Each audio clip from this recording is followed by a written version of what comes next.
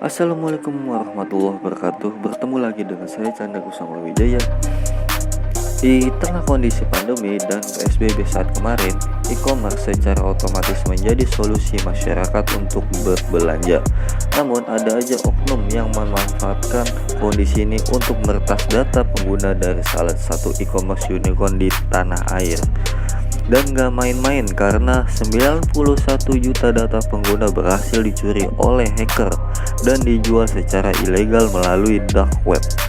Bagaimana kelanjutan penyelidikan kasus ini dan bagaimana nasib data Anda yang sudah terdaftar menjadi pelanggan pada e-commerce ini akan kami ulas dalam video ini. Kita mulai dari kronologis. Dari kasus pencurian data Tokopedia, di mana kasus ini terungkap ke publik oleh akun Twitter @underthebridge yang mengklaim dirinya sebagai layanan pengawasan dan pencegahan kebocoran data. Peretas dengan nama akun Wise Odeng menawarkan 15 juta data akun pengguna Tokopedia di forum Rage Forum. Kemudian, hacker berbagi data untuk meminta bantuan kepada peretas lain untuk membuka kunci algoritma password akun tersebut karena masih di-hash atau masih disandikan. Data yang ditawarkan berupa user, ID, email, nama lengkap, tanggal lahir, jenis kelamin, nomor ponsel, dan password yang tersandikan atau masih ter-hash. Hacker juga mengklaim data ini dari peretasan yang terjadi pada 20 Maret di tahun 2020 ini. Dan sehari kemudian, hanya satu hari, hacker berhasil mengumumkannya bahwa mereka telah menjual 91 juta data pengguna seharga $5.000 Amerika Serikat atau setara dengan 75 juta rupiah yang dijual pada Empire Market atau pasar gelap.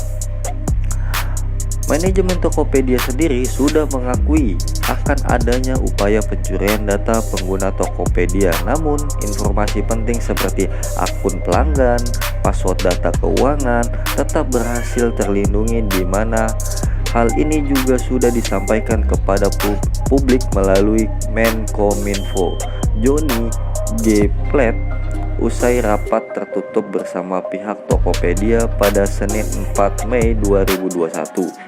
Kemudian ada pertanyaan seperti seberapa aman akun mereka untuk digunakan bertransaksi di Tokopedia saat ini? Menjawab pertanyaan tersebut, kita lihat jawaban dari VP of Corporate Communication Tokopedia yang menegaskan bahwa tidak ada kebocoran data keuangan dan transaksi pengguna bisnis ini, di mana kalau Anda lihat seluruh transaksi dengan semua metode pembayaran termasuk informasi kartu debit, kartu kredit, dan juga OVO di Tokopedia tetap terjaga aman. Hal ini juga diperkuat oleh pakar media sosial dari Drone MP3N Kronos Indonesia, Ismail Fahmi, yang mengatakan bahwa sistem IT di Tokopedia sebenarnya relatif aman karena Tokopedia mempunyai sistem OTP atau one time password. Jadi setiap Anda login akan dikirimkan autopilot SMS atau WhatsApp untuk mengkonfirmasi pengguna. Kita lihat kasus kebocoran data di tanah air tidak hanya Tokopedia karena Tokopedia bukan satu-satunya startup di digital yang mengalami hal ini. Sebelumnya, kalau kita lihat di sini ada Bukalapak dan juga Gojek yang pernah mengalami hal yang sama. Melihat Bukalapak di tahun 2019 terkait dengan kasus 13 juta data pengguna yang bocor dan kemudian ternyata ini diretas oleh hacker asal Pakistan yang kemudian hasil retasannya ini dijual melalui dakwah dengan skema Bitcoin.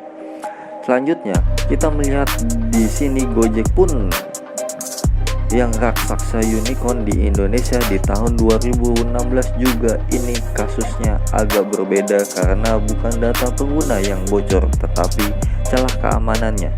Ini yang dibeberkan oleh seorang pro gamer asal Indonesia, sehingga yang berhasil diambil dari kebocoran dan celah keamanan tersebut adalah data dan histori pengguna yang sudah dibeberkan. Hal ini juga kemudian sudah diinformasikan langsung kepada pihak Gojek sendiri dan sudah diambil langkah-langkah penanganan.